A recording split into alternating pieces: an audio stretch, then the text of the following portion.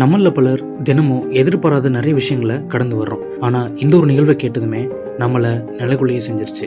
பூனேல இருக்கிற ஒரு பெரிய பில்டரோட பையன். அவனுக்கு வயசு வெறும் 17 தான். +2 பாஸ் ஆனதுக்காக அவன் தன்னோட ஃப்ரெண்ட்ஸுக்கு பப்ல 48,000 ரூபாய்க்கு ட்ரீட் கொடுத்துட்டு குடிபோதையில வேகமா வந்து இடிச்சதுல அஸ்வினி, அனீஷ்ன்ற 2 சாஃப்ட்வேர் இன்ஜினியர்ஸோட உயிர் பரிதாபமும் போயிருச்சு. குடிபோதையில தங்கிட்ட இருக்கிற பணத்திமிரில காரை வேகமா ஓட்டிட்டு வந்து ஆக்சிடென்ட் பண்ண அவனுக்கு வெறும் 14 மணி நேரத்துல பெயில் கிடைச்சிருக்கு. அதுவும் என்னென்ன நிபந்தனையோடன்னு தெரியுமா?